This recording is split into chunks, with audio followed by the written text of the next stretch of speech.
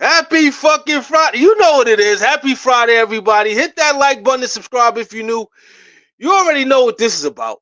You already know what this is about. We ain't gotta have no. We know what this is. We all found out. Y'all found out before I did. I couldn't believe it. I thought it was fake news. I'm searching around. I'm asking people, is it real? Because I'm thinking it's a lie. I'm still in disbelief. I'm still thinking you're gonna pinch me or I'm gonna wake up and everything will be the way it was before I went to sleep last night. Masai Ujiri is no longer part of the Raptor organization. He was let go. Everybody has mixed emotions, but I'm gonna speak from my perspective. The reality with this situation, the feeling that I had, it wasn't. I understand letting him go. Don't get it. We understand, but that's not the issue. We understand the letting go portion. We're adults. We understand business. We understand progress. We understand opportunities. We understand there's a time frame for everything. And if certain benchmarks aren't met, favor turns to this possibility. But that's not what bothers us. The determination and letting go doesn't bother us. It's that we didn't get a proper opportunity to say goodbye and say how much we appreciate him for what he's been to this organization. That's the thing. That's the thing for me. It's not that he got let go, because everybody in this in basketball business, there's no forever in business, in the business of basketball. But we didn't get an opportunity to tell him thank you.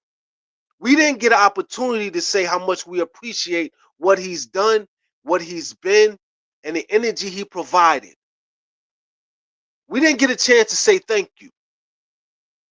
This kind of happened swiftly. But we kind of figured with the group getting majority stake in the company, this was a possibility. I felt like he had another year. I felt like he had at least one more year. That's not the case. They made their decision within what, the first 5-6 months of them being in control.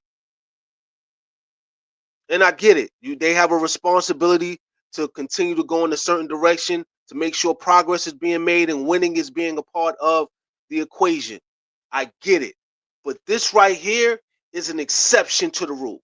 Like this moment could have been made something more understandable by us emotionally if they would have gave us an opportunity to say goodbye and give him somewhat of a coach's farewell tour.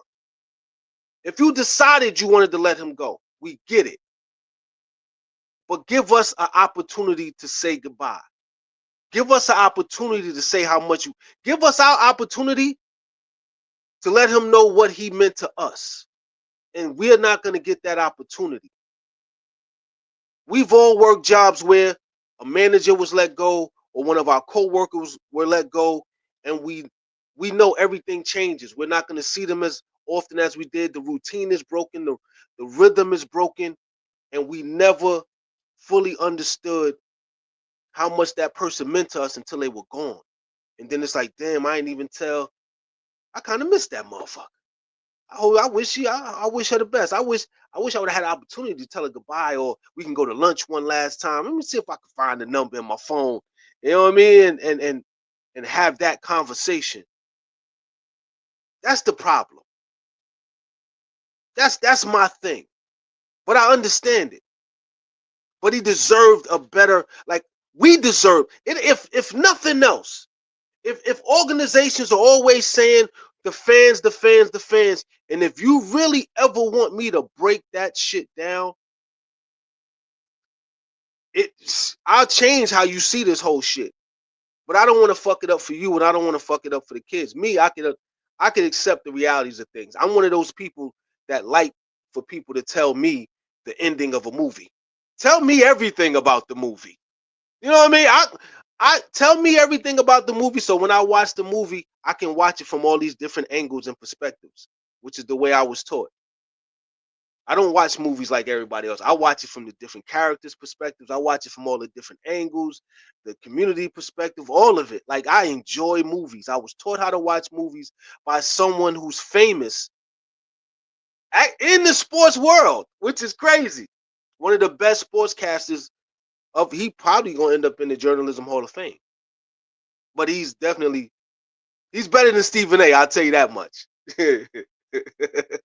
But yeah, this particular person was a high school teacher of mine, and he taught me how to watch movies and how to watch film and shit like that, which is why I have such a unique perspective on things, because I see things from these different angles, because that's what he taught me.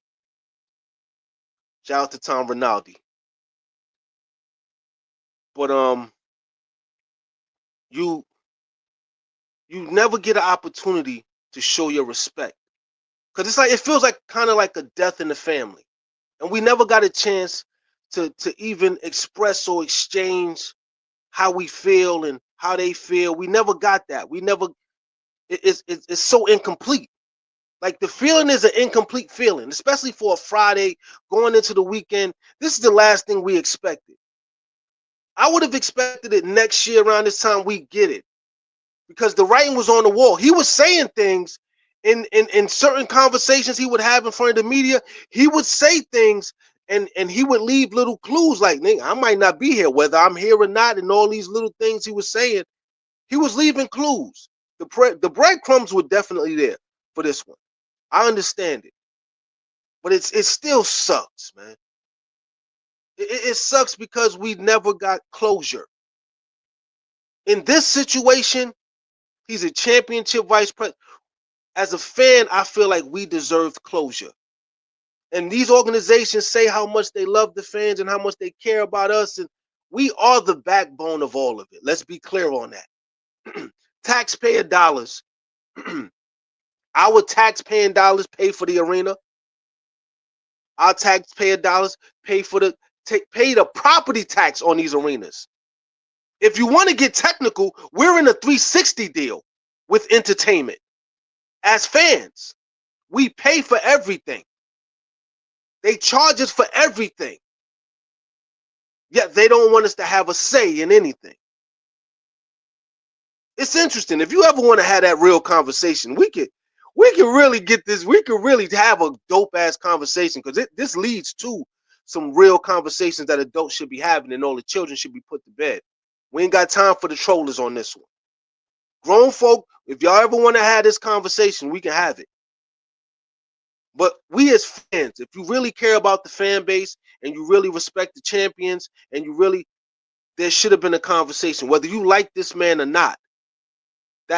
We're, as fans, we deserve that. If you want to keep having our patronage and our energy, you want to have our attention and our time, and you want us to sacrifice to be a part of your movement and create the momentum that you capitalize off of more than we do, it would be a great foot forward for someone taking over an organization to say, I'm going to give you this in exchange for all that you're going to give us. I'm going to at least give you this. Say goodbye to him. Say goodbye to him. Talk to him. Fellowship with him before he goes. This thing ain't going to last forever.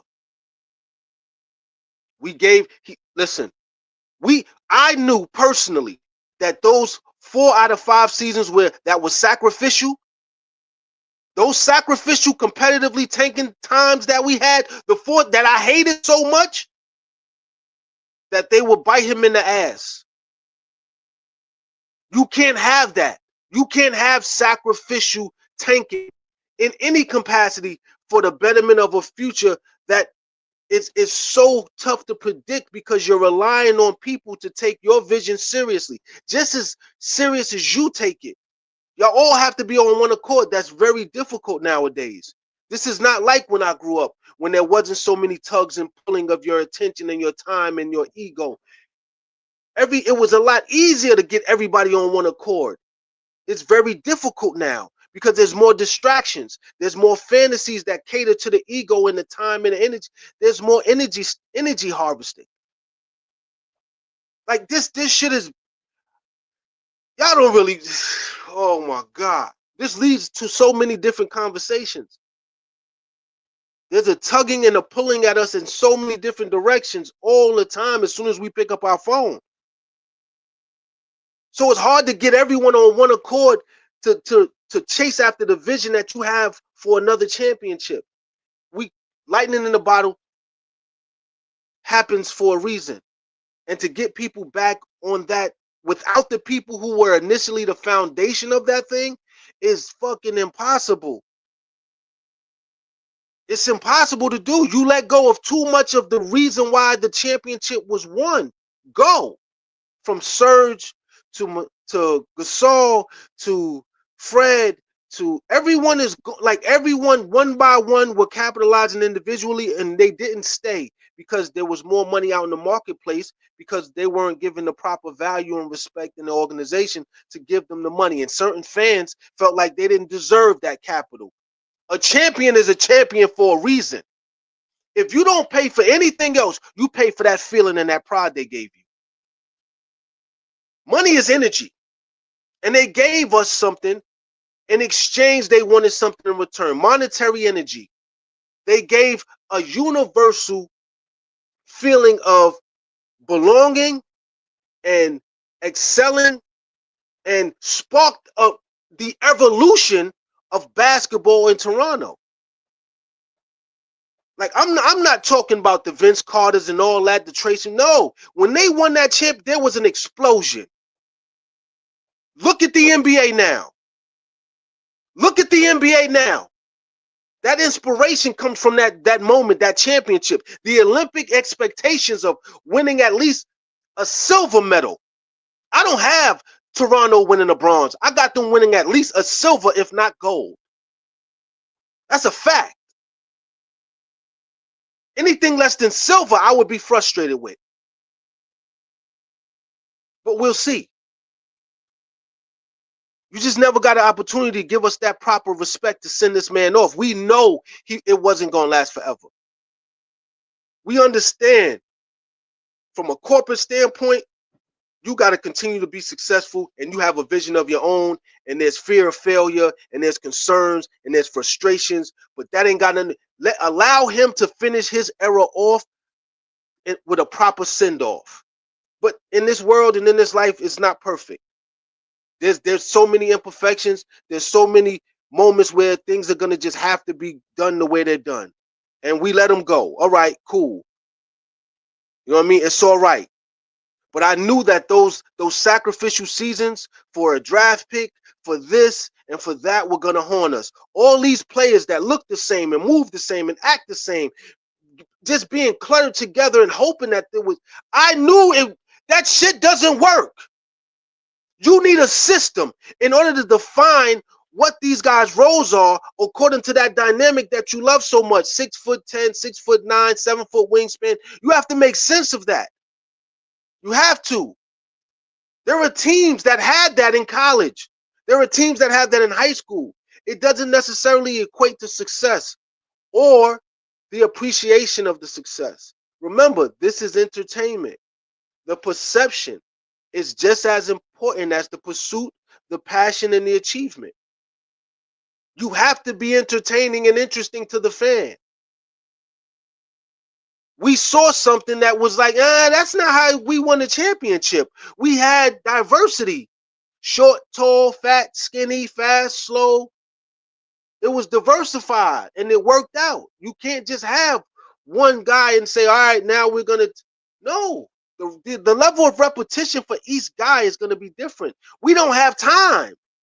We don't have a Gilbert Arenas type of guy who's going to break himself mentally by putting out massive amounts of repetition to get it done.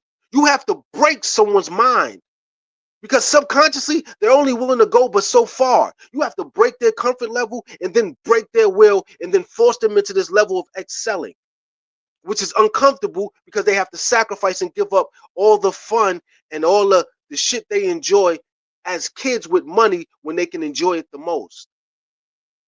When the fantasy, when they still believe in Santa Claus, so to speak. When they still believe in, Christmases, they still believe in that. They still believe in things. The reality hasn't hit them yet. They're not behind the scenes making it happen for other people yet. So they still that fantasy world is still there for them to exist in. They don't want to give that up. Some of them don't want to give. They only want to give the little they want to give to get the most that they can get. And when you have a guy who wants guys to win a championship, some guys are going to have to sacrifice more than others, and there's no guarantee they're going to stay on this team. That's why it's so hard to find the right group with the timing and all of that. I knew he was running out of time because those 4 out of 5 years and last year, I was like, nah, he's running out. Then the new guy coming, y'all like, yo, he can't stand Masai. I was like, fuck. Then we make the draft. I'm like, oh shit. Like it's when somebody don't like you and they want to fire you, they look for every reason to get your ass out of there. They came in knowing that they were gonna fire him. They came in knowing that. They came in knowing it. They just gave it time. You know what I mean? They knew they were going to let him go out the gate. They knew that there was an obsession. They had an obsession and a hunger for letting him go. They were going to let him go regardless. You know what I mean? And the failures and the sacrificing and the repetition of the seasons. You know, things don't work out in the beginning. Oh, draft time. And this is like fucking November. By fucking Thanksgiving, you got people talking about, well, we need to just tank for the draft picks. That's not how you build the fan base to get to a championship.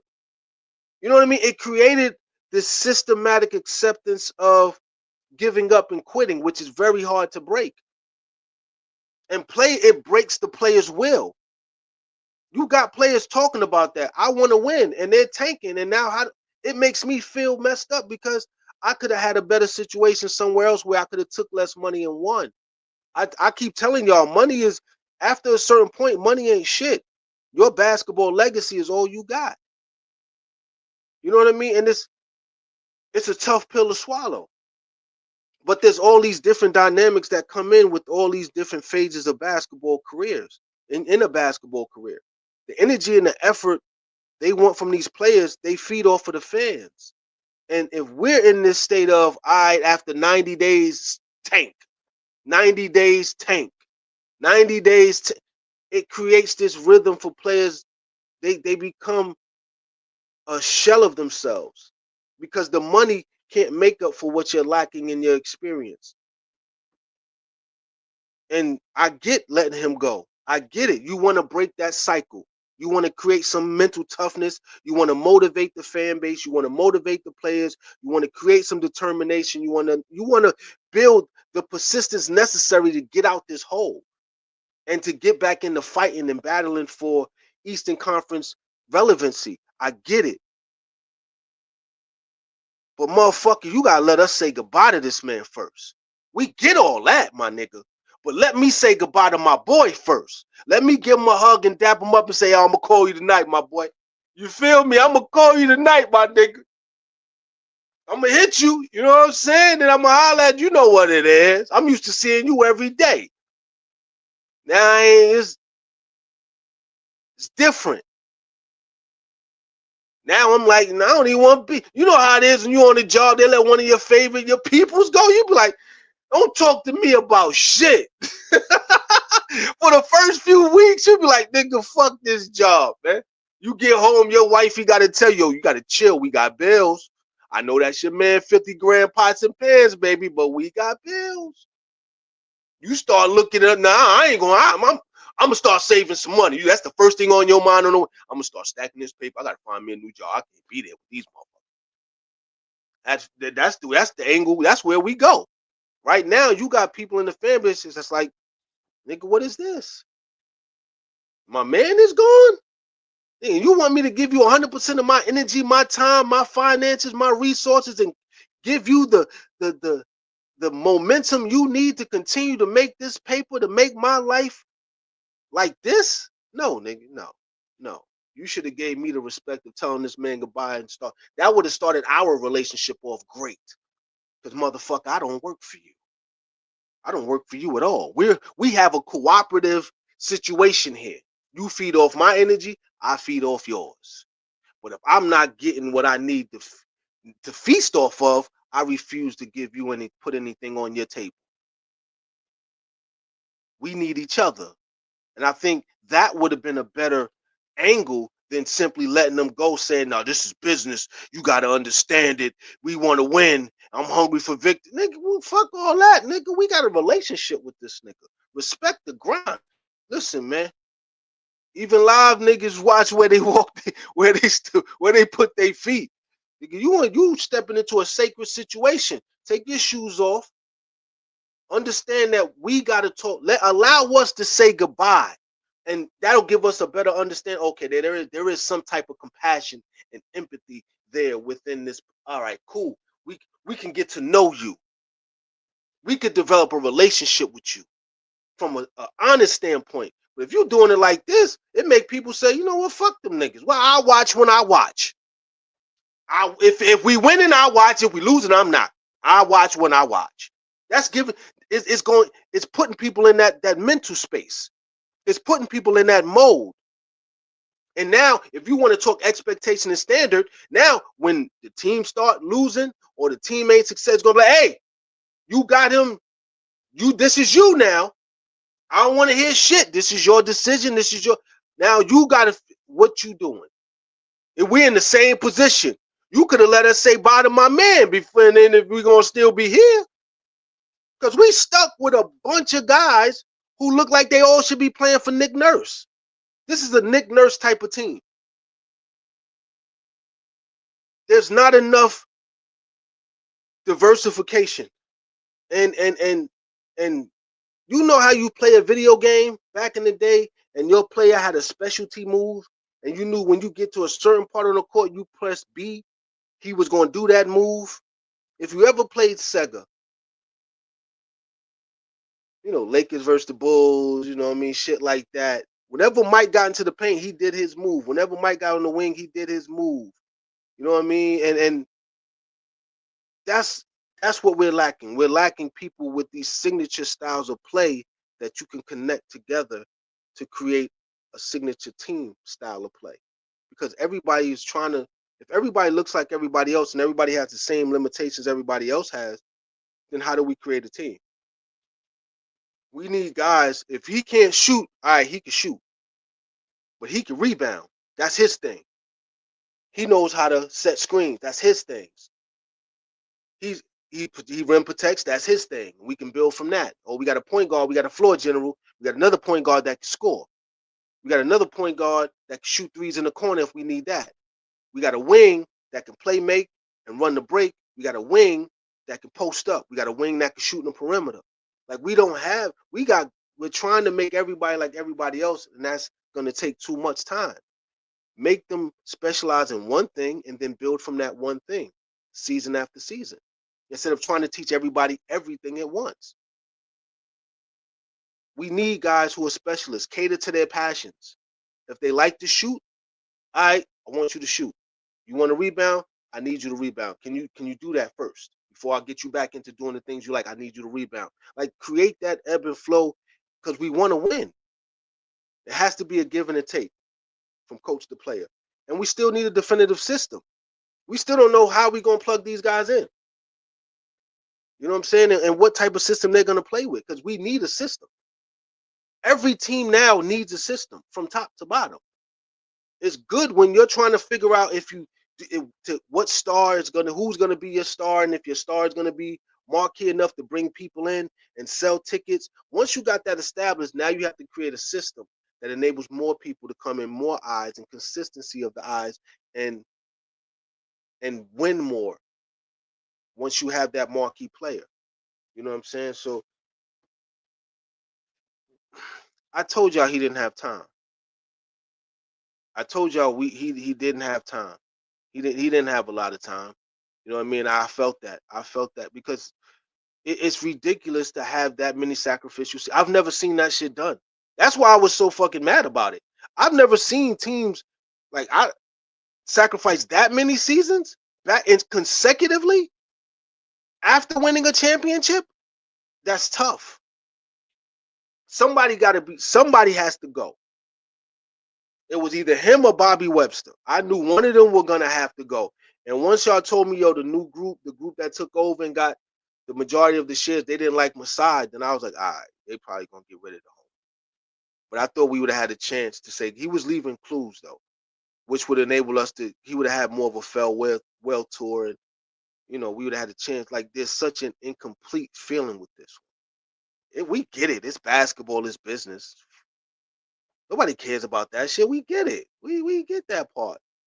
But if you want to keep these people paying these exorbitant prices and have this lackluster experience, you got to give us something that's undeniable to give us a connection to say, I don't give a fuck about this. This is what they did for us. They of course they were gonna let him go, but they let us say goodbye to this nigga. How many organizations could brag? How many fan bases could ever say they had a chance to have a relationship with the vice president, and we had a chance to say goodbye and be like, all right, my dude, all right, good luck wherever you go. There's no closure with this one. And as a champion, this is how you treat a bum. You know what I mean? This ain't how you treat a champion vice president. This is how you treat a bum. Because they accept the emotional attachment to the game. They accept the storyline and the entertainment value of the storylines in the game. But they miss out on some key moments because they want it to seem like they're business savvy. And they're forgetting that there's relational value that you have to equate into the situation. And there's nothing more important in certain cases than relational value. You cannot underestimate the value of a relationship between two people or a person, place, and a thing. But they think they know better. If I was in the position and I had to let go of Masai, I would have made sure there was a farewell tour. Listen up, homie. You know how the contract situation is going. We not going to resign you. We are going to let you go. But I want you to be able to say goodbye to everybody. I wouldn't tell him that, but there would be things in the media that would come out where he would know that the relationship is going, and the fans would know, so that we could say, have that proper goodbye. People could be in the arena, shake his hand, give him a hug, talk to him. Because this is in sports and entertainment now. You give to the fan as the fan gives to you. You got to think outside the box, especially if you're not winning. Now people are like, fuck it. Next year, whatever. We'll see. You know what comes next. If they're not afraid of letting go of Masai, you already know Scotty ain't safe. I was saying that from the gate. He wasn't safe anyway. Now he's really not safe. He's really, because he's $224 worth of asset. Nobody's safe now. To be honest with you, they making these type of decisions. Nobody's safe. But it's going to be understandable though. It's going to be, we're not seeing progress. We don't like the process. The expectations aren't being met. There's certain requirements that need to be, upheld, and they're going to continue to apply pressure. This vision that they have is the same vision that he has, but they want to go about it in their own special kind of way. And there's a sense of urgency because these people are taking over. They want to put their footprint and fingerprints on things and say, look what we did. We get it. This is an uncomfortable time right now. This shit is whack. I ain't gonna even hold you. But it's understandable. It's definitely understandable. I hated the experiences I was having when we tanked. I hate that shit. I hate when just fucking November. It's not even Thanksgiving is upon us and this is draft time. Let's quit. And then they justify the conversation by saying, all right, we're gonna see the draft. We'll see what we can get. No, motherfucker, we got 5 months of basketball. The fuck we gonna do now? This is our lives. This is our time. We can't waste year after year focusing. We can be focusing on other shit. You want our time and our attention, you gotta make it worthwhile. Because there's so many things tugging at us. We ain't got forever. We ain't gonna live forever, motherfucker. Man, I get it. I just wish we would have had a chance to say goodbye to him. He deserved that. He deserved. It should have been more. Yeah, he deserved it. It could have been more. It could have been, or they could have a moment when he comes to the arena and everybody comes and says their goodbye. Then That would be also a good option. But you can't just do it like this. Nah, you gotta give him that respect where he get to talk to the people. If I was running the organization, that's what I would do. I would create a space where it's like, yo, listen, we would like to invite you. We'll put your jersey in the Raptors. We want to retire your jersey. First game of the season, put a jersey up for Masai Ujiri and retire his jersey and have a ceremony for him and talk about how much we appreciate him. That has to be done. Has to be. It's crazy, man. This is basketball. This is business. We're gonna miss you, Masai. It is what it is, man. It's just I'm quite sure he'll have a job. What's this, Friday? He'll have a job by Tuesday. Messiah will have another job Tuesday. You know, Washington still want him. You know what I mean? He could always go to the Knick organization. They'll probably make a move. Like he's gonna stay in the Eastern Conference. Don't think he's leaving. He can go to Charlotte. He can go to all. They can make. They're gonna make space for him somewhere in the Eastern Conference. This ain't over. I'm gonna tell y'all that right now. Tell me what you think in the comment section. I'm gonna holler at y'all. Peace.